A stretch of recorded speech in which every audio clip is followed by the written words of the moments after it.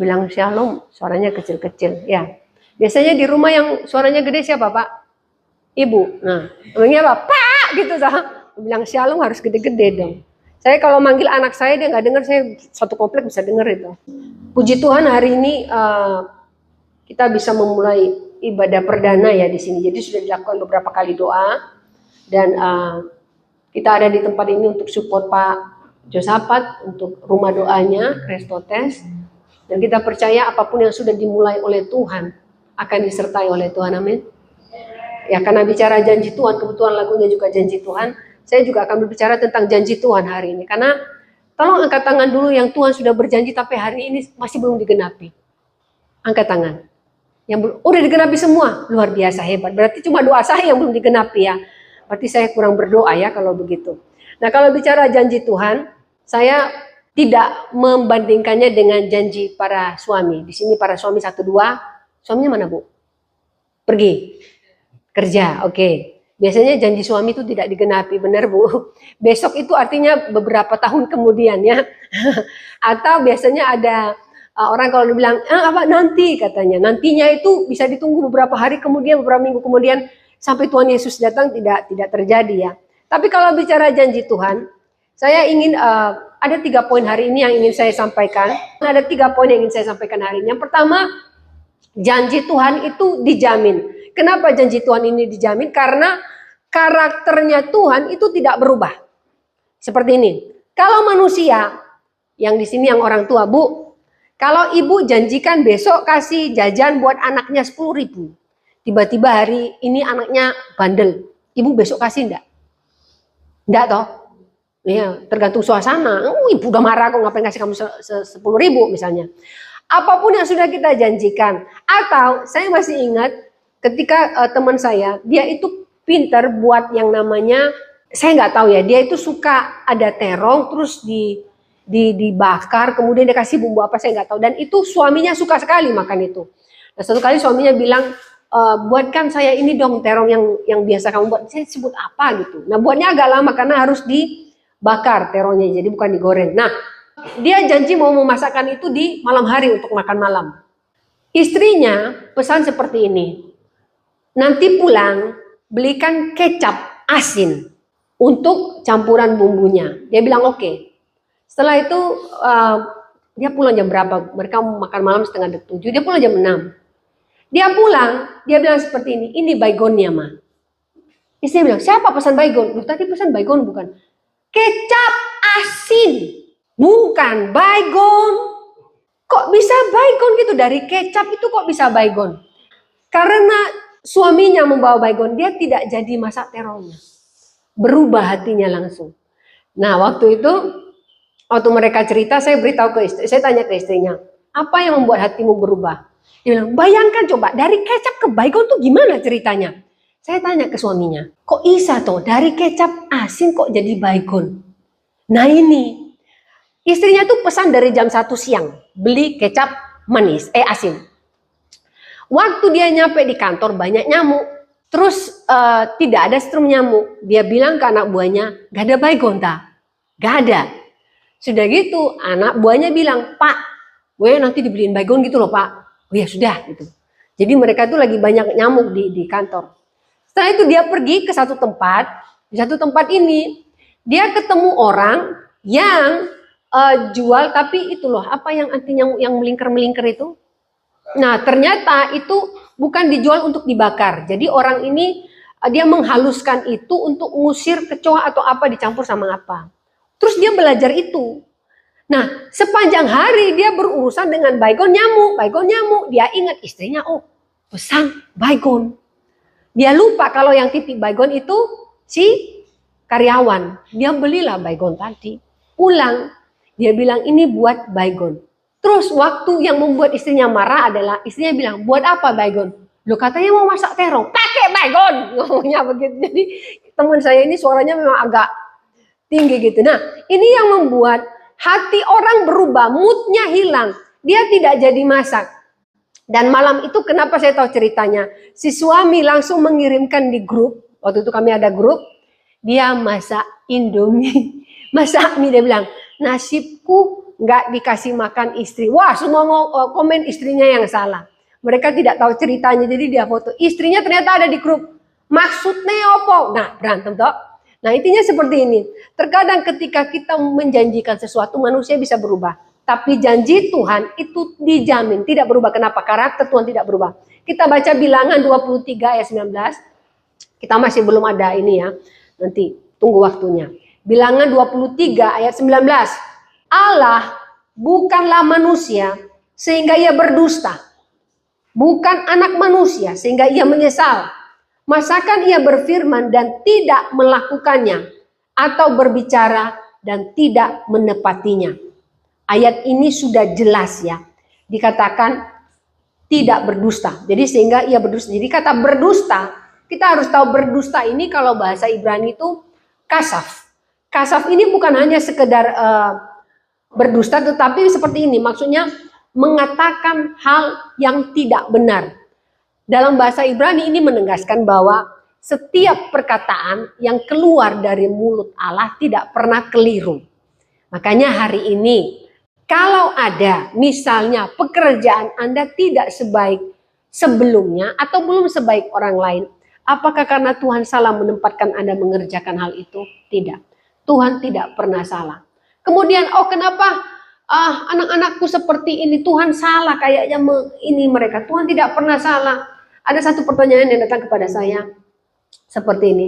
Bu, kenapa Tuhan menciptakan orang miskin dan orang kaya? Sekarang saya tanya, kalau semua miskin, yang memberkati siapa? Kalau semua kaya, yang diberkati siapa? Kalau semua kaya, kira-kira orang berdoa tidak? Orang yang nganggur berdoa tidak minta pekerjaan. Pasti berdoa. Orang yang punya usaha pasti berdoa supaya usahanya diberkati. Nggak usah usaha di gereja. Pak Josabat berdoa untuk gereja ini. Supaya apa? Supaya diberkati Tuhan. Setiap orang harus memulai dari bawah untuk boleh terus dekat kepada Tuhan. Jadi Tuhan itu tidak pernah ada kasaf, ada perkataan yang keliru dari mulutnya, ada rancangannya yang salah. Dan dikatakan tadi menyesal. Menyesal di sini dikatakan, ia bukan manusia sehingga ia menyesal. Aduh, saya menyesal membuat si ini. Saya menyesal, tidak pernah. Tidak pernah dia menyesal ketika dia berjanji.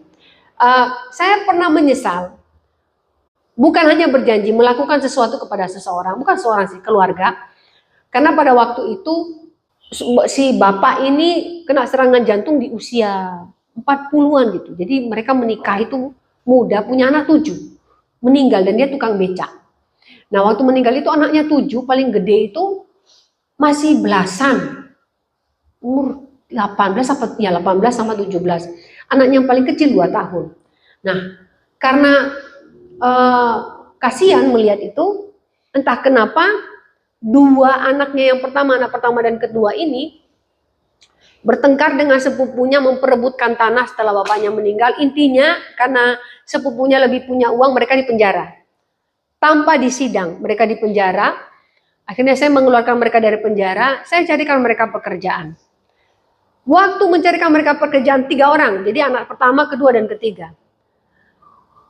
Mereka dapat pekerjaan, mereka dapat gaji.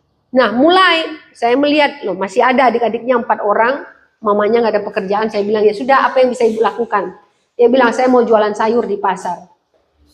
Kemudian saya bilang, ya udah di pasar itu seperti apa? Dia bilang harus sewa tempat, modal sekian. Oke, saya sewa tempat, saya kasih modal. Sebulan kemudian saya tanya, gimana pekerjaannya? Muter-muter ke sana kemarin, saya mulai curiga nih, jualan apa tidak gitu. Akhirnya saya tanyakan ayah, jujur mamamu jualan apa tidak? Ternyata tidak. Uang yang saya kirim untuk sewa pasar itu sama modal dipakai buat beli sepatu baru, baju baru, biar kelihatan keren. Nah, kenapa? Di desa dia bilang, anak-anakku kerja di kota, ini hasilnya gitu. Saya kasih modal kok begini. Nah, setelah mereka yang 3 ini dapat pekerjaan, mulai lupa diri. Lupa diri, ada yang satu. Saya nggak usah ceritakan lebih banyak, intinya gini. Saya belikan sepeda motor, maksudnya kamu bisa kerja pakai sepeda motor ini. Baru 1 hari dia pegang motor saya, besok motor saya bannya sudah diganti, pokoknya dipermak semua sampai tidak kayak bentuk motor. Saya sampai, ini diapain ini motor? Ternyata onderdil asli dia jual, dia ganti sama apa. Kemudian ada yang dorong saya dari tangga, anak ketiga, karena dia kerja di rumah saya karena gara minta HP, dan itu disaksikan oleh kakak saya. Anak yang keberapa itu todongkan pisau ke mertua saya. Saya bilang, Tuhan Yesus, apa salah saya nolong orang-orang seperti ini? Dan yang membuat saya menyesal adalah kenapa saya menolong orang yang kesusahan tetapi mereka itu tidak bisa bersyukur dengan keadaannya mereka. Ini manusia menyesal. Tetapi Tuhan, apakah Tuhan pernah menyesal memberikan berkatnya kepada kita? Berapa kali kita menyakiti hati Tuhan? Pernah tidak Tuhan menyesal memberkati kita? Tidak pernah loh ya. Tuhan tidak pernah menyesal. Ini orang sudah diberkati masih begini. Nggak pernah. Tuhan tidak pernah menyesal. Makanya dikatakan dia bukan manusia yang bisa menyesal. Nah di sini kita melihat janji Tuhan itu tidak akan berubah karena karakternya tidak berubah. Yang berubah itu karakter kita. Hari ini kita memuji Tuhan, besok kita udah marah-marah. Kenapa? Kok begini ya Tuhan? Kok begitu ya Tuhan? Terlebih ketika kita ketemu dengan orang yang sering merendahkan kita. Saya beritahu Bapak Ibu, di beberapa tempat, kadang-kadang saya itu diam. Bukan karena saya sombong, saya takut bicara ke orang, karena kalau bicara takut salah bicara. Nah beberapa orang berpikir bahwa di beberapa tempat, pikir saya ini orang bodoh, saya diam aja. Saya pernah di satu tempat ngomong sesuatu, terus ada bapak-bapak begitu merendahkan, tapi saya diam saja. Saya merasa bahwa ya sudah, mungkin dia lebih pintar dari saya. Tapi intinya adalah jangan pernah menilai orang dengan hidupnya, tapi coba lihat diri kita sendiri, apa yang sudah kita lakukan di hadapan Tuhan. Kalau kita melihat Tuhan tidak berubah dan terus mengasihi kita, belajar dari Kristus, kita tidak akan sempurna seperti Kristus, tapi mari kita belajar seperti Kristus. Tidak usah kecewa karena orang lain, tidak usah kecewa karena hidup kita. Saya percaya berkat Tuhan tetap ada, janji Tuhan tetap digenapi. Ini yang pertama. Saya kasih contoh. Biasanya kalau Tuhan itu, Anda tahu isi ya? Saya memang tidak begitu suka, tapi saya pernah makan satu tahu isi. Saya suka, kenapa? Biasanya tahu isi isinya sayur-sayurannya, bihun ya Bu ya, bihun, wortel ya. Nah, saya pernah makan satu tahu isi, dan saya bilang, ini tahu isi kok mahal amat, 25.000 satu. Saya bilang, Bu, saya tahu isi mahal amat. Biar gini-gini saya juga melihat nih, harga kok mahal amat, apa hebatnya ini tahu.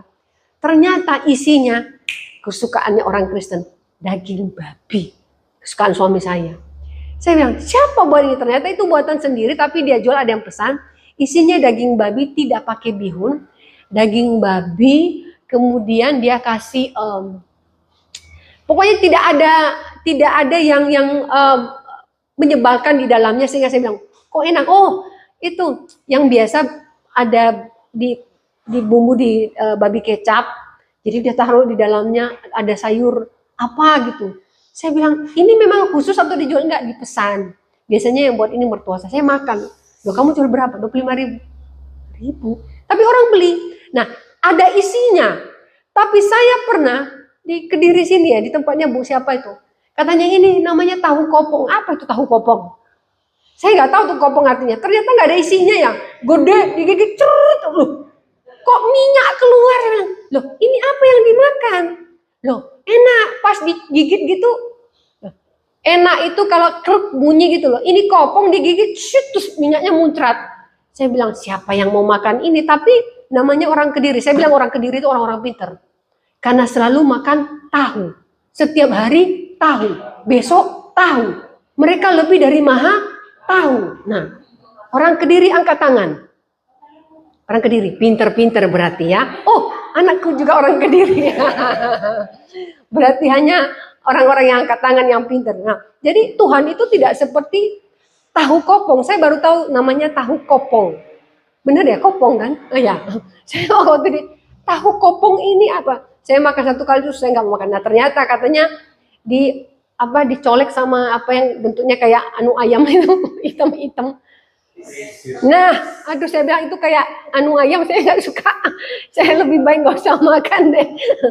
Saya paling tidak bisa makan yang hitam itulah, apalah namanya, petis. Saya melihat bentuknya ya sudah ngilu gigi saya lihat. Tapi itu karena saya ya. Nah, ini yang harus kita tahu bahwa kalau Tuhan menjanjikan sesuatu, dia akan menepatinya. Dia bilang A, dia akan melakukan A. Beda dengan perempuan kalau disuruh belanja. Perempuan dikasih 50.000 suruh beli sayur. Sayur tok sama ikan. Pulang bawa sayur, bawa ikan, bawa baju, bawa sepatu, bawa sandal. Suaminya nanya, tadi 50.000 kok bisa bawa banyak? Lainnya utang. Sayurnya ada tapi lainnya utang. Itu kalau wanita. Kalau bapak-bapak dikasih 50.000 ke pasar, balik mana belanjanya? Emang tadi suruh belanja? Yang dibawa apa? Kalau yang suka merokok, yang dibawa rokok. Kalau tidak, yang dibawa tidak seperti yang dipesan. Seperti tadi itu. Jadi bukan ini. Papa saya pernah dipesan sama mama saya. Mama saya bilang gini, Pak beli ikan. Jadi dulu papa saya itu kan tinggal di dekat pantai. Jadi mereka tidak pernah beli ikan yang di es ya. Jadi mereka nunggu nelayan itu. Jadi papa saya langsung beli di perahu. Jadi ikannya masih lompat-lompat. Mama saya itu paling hafal namanya ikan. Saya tanya, ada yang bisa mengenal ikan nggak dengan bentuknya? Menurut saya ikan semua sama mukanya ya. Nggak ada bedanya, cuma warnanya. Mama saya tuh hafal semua. Nah, ternyata ada ikan itu sama-sama merah tapi namanya itu beda. Ada yang merah, ada kuning-kuningnya dikit. Yang tahu nama ikan siapa? Bapak tahu ya? Bapak dekat mana di daerah? Ya, di pantai. Di pantai kan? Jangan-jangan sekampung sama Pak Edi? Tidak, nanti kita tanya. Nah, itu kalau di pantai kan tahu nama ikan ya Pak? Semua tahu ya ikan apa. Mama saya itu tahu, ada ikan merah 4 macam. Saya lihat sama, namanya beda. Soalnya ada kuning-kuning sedikit di ekornya, ada kepalanya apa gitu. Mama saya pesan ikan yang itulah pokoknya. Tapi mama saya curiga, mungkin papa saya beli yang lainnya. Entah yang merah ekor kuning atau apa gitu. Papa saya pulang, mama saya bilang, curiga Pak, kayaknya papa ini nggak bakal beli yang benar. Beneran, papa saya beli yang nggak benar. Yang dia beli apa? Pertama yang dia kasih ke mama saya, pisang goreng. Karena dekat pantai itu ada yang jual pisang goreng. Dia tahu saya suka pisang goreng. Ini pisang goreng, ikannya mana? Oh iya, ikan, enggak saya bawa udang. Loh kok udang? Nah, papa saya ini kalau belanja luar biasa memang. Waktu dia lihat ikan itu kalau di desa diikat sama tali mulutnya Pak ya. Bukan tali, apa itu namanya? Rumput apa itu ya? Ya pokoknya itulah, bukan tali. Saya tahu kalau nelayan itu nggak tahu dari mana ambilnya ikat itu. Papa saya bilang kalau segitu isinya 4 25.000. Berarti kan 50.000 dapat 8 ikan. Nah ini papa saya dapat udang gede-gede dan itu dapatnya 2 kresek. Dia bilang kan enak, kresek begini. Terus mama saya tanya, tapi papa ingat gak kalau tadi disuruh beli ikan? Baru ingat ketika mama tanya, mana ikan? Gitu. Nah jadi itu bedanya ya, kalau pria itu ketika disuruh belanja ya seperti itu. Saya pernah suruh suami saya belanja ke pasar. Tapi apa yang dia lakukan pertama sekali di pasar? Cari nasi kuning. Dia duduk dan makan. Setelah itu dia bilang, tadi beli apa? Selalu kalau ke pasar, dia tidak cari belanjaan dulu. Dia cari nasi kuning dulu, dia antri dulu. Bagi dia yang utama adalah antri nasi kuning. Saya tidak tahu kenapa dia suka nasi kuning. Saya nggak suka nasi kuning. Anak saya tidak suka. Nah itu kalau kita melihat bagaimana kita bisa berubah, Tuhan tidak berubah. Yang kedua, kenapa kita harus tahu tentang janji Tuhan? Kita bisa pegang teguh karena penjaminnya itu setia. Anda bisa percaya kepada seseorang yang menjamin sesuatu. Siapa yang berani hari ini pegangkan dompetnya ke saya 2 hari. Beserta isi-isinya. Gak ada yang berani angkat tangan. Oh, cuma anak saya aja berani. Yang lain udah berani ya. Kalau suami saya dia kasih karena memang gak ada isinya. Dia ambil istrinya semua duitnya. Karena gini, kita bisa mempercayakan sesuatu kepada orang yang kita percaya. Misalnya nih contoh ya Bu, ibu sedang jalan-jalan dengan teman-temannya di gereja. Tiba-tiba, ini orang gereja semua. Ibu ketemu ada ibu-ibu di sana yang ibu tidak kenal, tapi orang gereja. Ibu titip nggak dompet ibu, HP ibu sama orang itu? Tidak, kenapa? Tidak kenal, tidak percaya.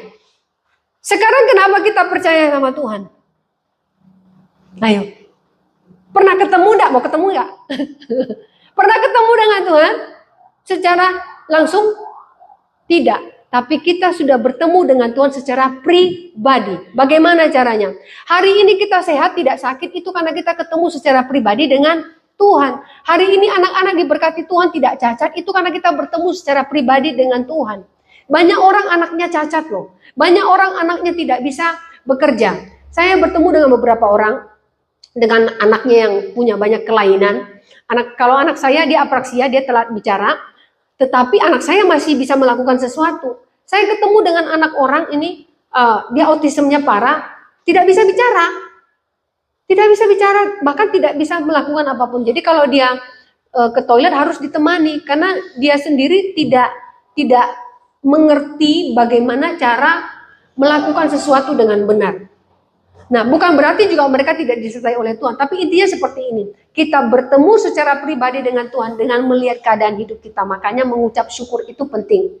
Pernah saya katakan beberapa kali, ciri khas orang kaya yang sebenarnya bukan yang naik mobil, bukan yang barangnya mahal.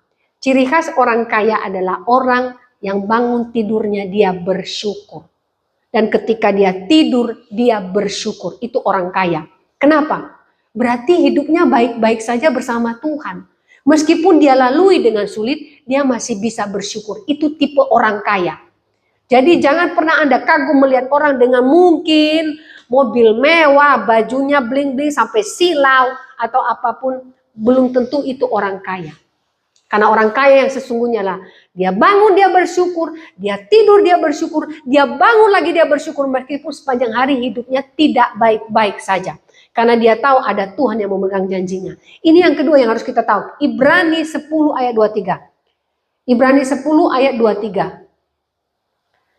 Marilah kita teguh berpegang pada pengakuan tentang pengharapan kita, sebab Ia yang menjanjikannya setia. Nah, setia kalau di dalam di dalam bahasa Yunani itu pistos. Bukan hanya sekedar pistos artinya. Jadi pistos ini biasanya dalam bahasa Yunani menggambarkan orang yang bisa diandalkan, pasti tidak akan bohong, pasti punya integritas yang tinggi. Dan pistos tidak sembarang diberikan untuk menggambarkan seseorang. Kalau di bahasa Yunani ini benar-benar orang yang bisa dipercaya. Jadi orang yang bisa diandalkan sepenuhnya.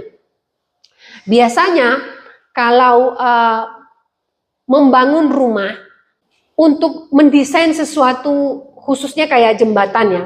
Jembatan itu tidak bisa dibuat oleh tukang yang biasa bangun rumah. Itu khusus.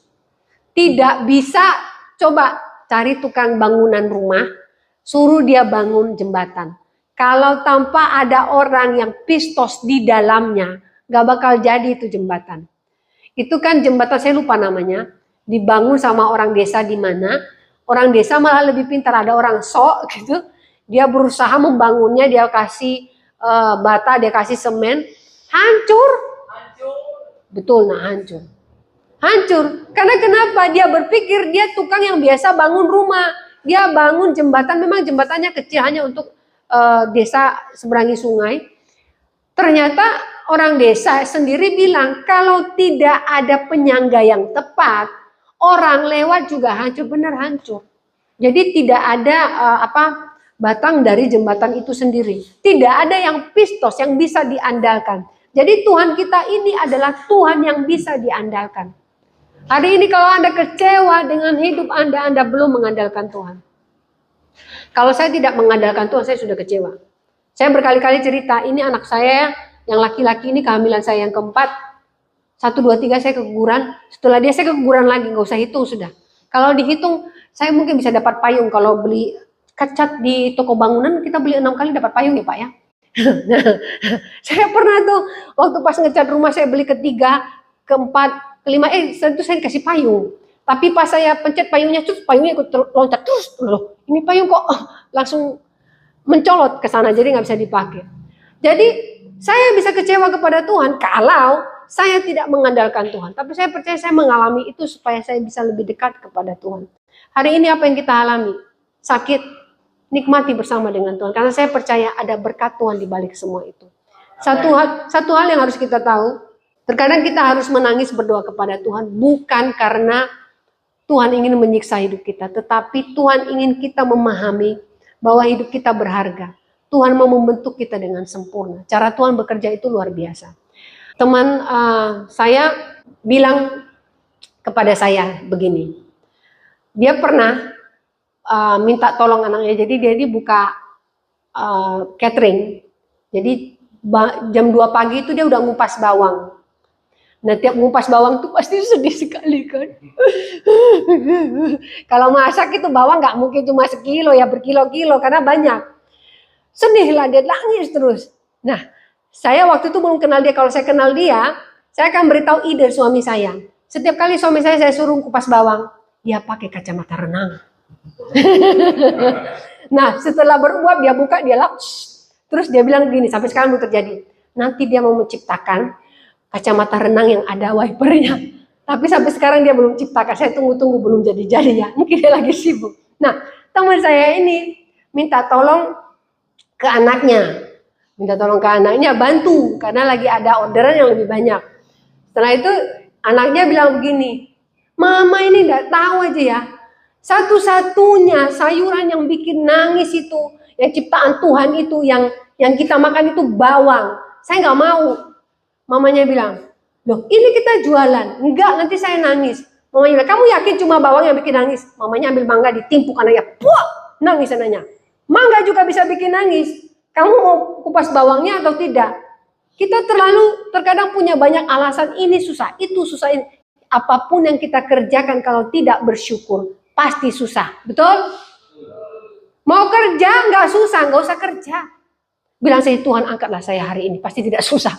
Kalau Tuhan mau angkat, kalau Tuhan nggak mau angkat, Tuhan bilang situ aja dulu daripada kotor-kotorin surga, benar. Nah, jadi kita selalu berpikir hidup ini akan lebih mudah kalau semua baik-baik saja, semua mulus, tidak ya.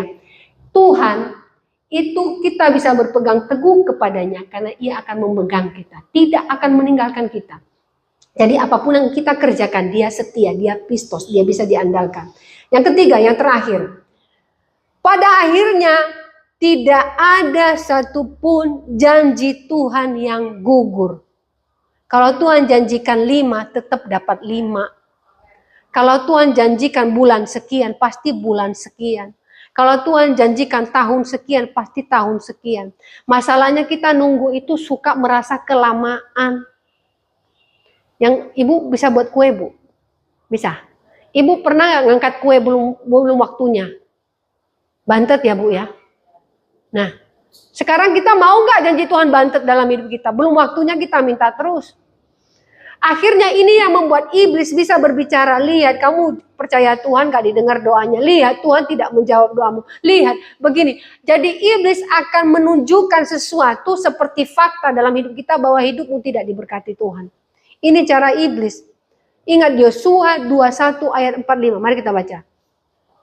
Yosua 21 ayat 45. Dari segala yang baik yang dijanjikan Tuhan kepada kaum Israel, termasuk kita hari ini, tidak ada yang tidak dipenuhi. Garis bawahi, tidak ada yang tidak dipenuhi. Semuanya terpenuhi. Ini yang ngomong Tuhan apa manusia? Tuhan loh ya. Tidak ada yang tidak terpenuhi. Hari ini saya percaya, apapun yang sudah saya doakan dari waktu dulu, satu persatu dipenuhi oleh Tuhan. Cuma satu. Ada yang pernah bertanya kepada saya dan saya bilang, saya tidak pernah doa itu. Tidak pernah satupun dalam doa saya bilang, Tuhan berkati saya supaya saya kaya. Tidak pernah. Tidak pernah. Tapi doa saya, Tuhan pelihara hidupku dan keluargaku. Itu. Jadi saya merasa dalam pemeliharaan Tuhan saya kaya. Karena kalau orang bicara kaya, Anda akan membandingkan diri Anda dengan orang lain. Loh, dia punya ini kok saya belum kaya lagi. Karena terus akan ada perbandingan kalau kita bicara kaya dan uang.